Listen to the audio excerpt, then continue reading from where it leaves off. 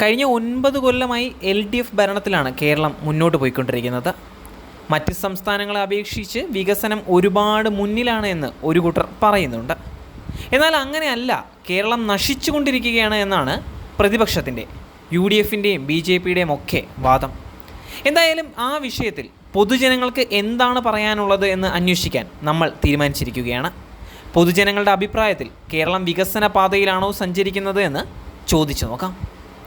കേരളം വികസിക്കുന്നുണ്ടോ?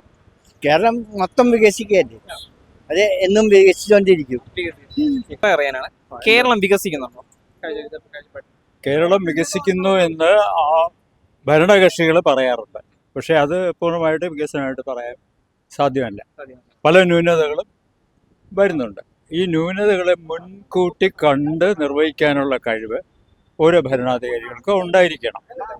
അതിനുള്ളൊരു ന്യൂനത ഇപ്പോൾ ഏത് പാർട്ടി വന്നാലും അതിൽ ധാരാളം ന്യൂനതകൾ ഉണ്ട്. ആ ന്യൂനതകൾ പരിഹരിക്കാനുള്ള ഒരു ശ്രമം നടത്തേണ്ടതാണ് ആവശ്യം. കേരളം വികസിക്കുന്നുണ്ട്, 100% വികസിക്കുന്നുണ്ട്. പിണറായി ഇരിക്കും കാലം വികസിച്ചുകൊണ്ടേയിരിക്കും. അതാണ് ഈ കേരളം. രണ്ടാം തവണ പിണറായി വരാൻ ഈ വികസനമാണ് പിണറായി വരാൻ കാരണം. മൂന്നാം വട്ടവും പിണറായി തീർച്ചയായി വരും. നമ്മളെല്ലാം ജനങ്ങളെല്ലാം സന്നദ്ധരാണ്. ഇതേപോലെ ഒരു ഭരണം ഇനി വേറെ ആരെങ്കിലും കയറ്റി തുടങ്ങി ഈ കേരളമേ നശിക്കും. ഈ പിണറായി വീണ്ടും വീണ്ടും വരണമെന്നാണ് നമ്മളെ ആഗ്രഹം. നമ്മളെല്ലാവരും പ്രാർത്ഥിക്കുന്നുണ്ട്, നമ്മളെ കുടുംബത്തോടെ പ്രാർത്ഥിക്കുന്നുണ്ട് പിണറായി വീണ്ടും വരണമെന്ന്. കേരളം വികസിക്കുന്നുണ്ടോ? വികസിക്കുന്നു. കേരളം വികസിക്കുന്നുണ്ടോ? കുറേശ്ശെ ഇതുണ്ട്, വികസനം വരുന്നുണ്ട്. ഇപ്പൊ കഴിഞ്ഞ ഒരു 10 കൊല്ലത്തോളം അടുപ്പിച്ചായിട്ട് കുഴപ്പമില്ല. പുരടിച്ചോട് കിടക്കുകയാണ്. വികസനം ഒരു വികസനവും ഇല്ല. 20 വർഷം പുറത്തോട്ട് പോയി എന്നേ പറയാൻ. 2026 LDF അധികാരത്തിലൊക്കെ വരാൻ സാധ്യതയില്ല. വരണമെന്നാണ് നമ്മൾ പറയണത്.